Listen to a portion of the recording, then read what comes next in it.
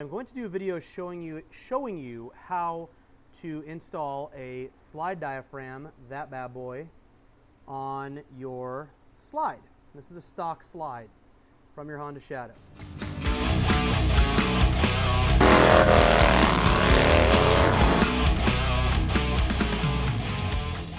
Anyways, I'm going to show you how simple this is. This is how to install a slide diaphragm onto your old slide. So on this particular example, the old slide, all the rubber is gone. There's just a few little flakes sticking off here.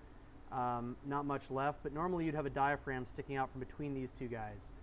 So all you got to do, get yourself a set of dikes. It's the only tool you're going to need, and your fucking noggin, and you're going to clip this one off. So do not clip the steel though. There's a steel ring right around here in the center. Don't clip that off. It's very important. Don't snip into it, just the white part. We're going to snip off the white part and the black part. It's a white plastic ring and a black plastic ring. Take your dikes, get in here. Now a little piece chipped off. Oh my God, what are we going to do? So if a piece chips off, move to a different spot. It's pretty simple. This is a really shitty one. Pieces are just going to keep chipping off of it until I get a good spot.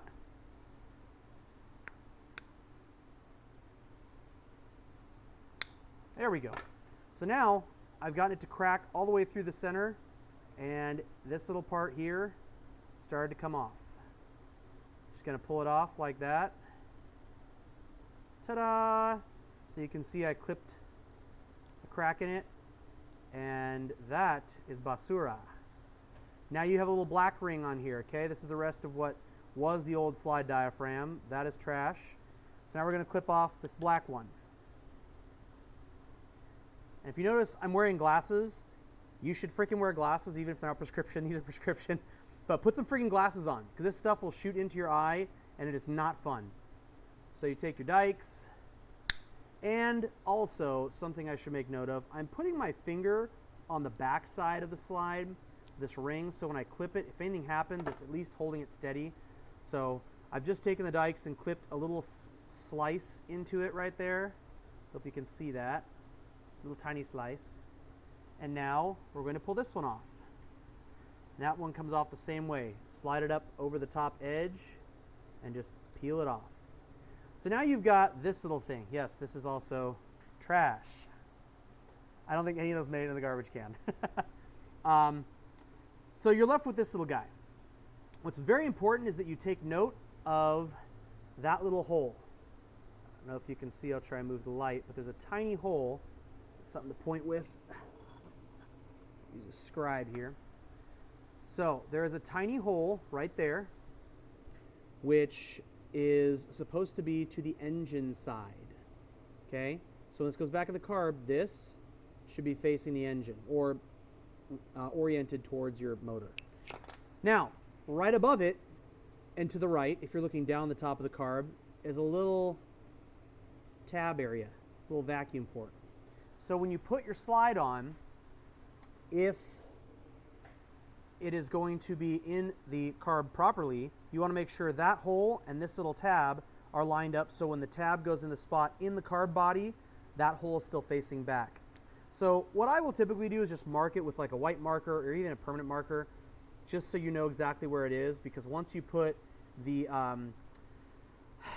jet needle retainer inside here, it's like a little 3-wing chingus that goes in there. Once you put that in, you can't see where the hole is.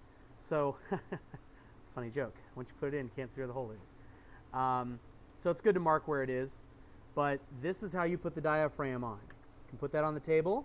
Just take your diaphragm, put it over the back edge, like so. See, I put that lip right in there. There's a big fat lip on the inside. So then you're going to take your fingernail and push this thicker part into the channel. And I'm really trying to do this so you can actually see what I'm doing. Just easier said than done. There we go. So you can see there's a little bit of lip sticking up here. I'm just taking my fingernail and pushing it in. So now that's in the top channel, flip it upside down. You can kind of move your finger around the edge of it just to make sure it's seated properly, and you can press on this so you make sure it seats properly in the channel. And that is how you install a slide diaphragm into your stock slides. So I am actually working on the possibility of getting an entire slide and slide diaphragm assembly available for you guys. That way you don't have to mess with this ever. You just buy the whole new slide and the diaphragm all in one piece. But for now, we do have these fantastic diaphragms. They'll fit your stock slides.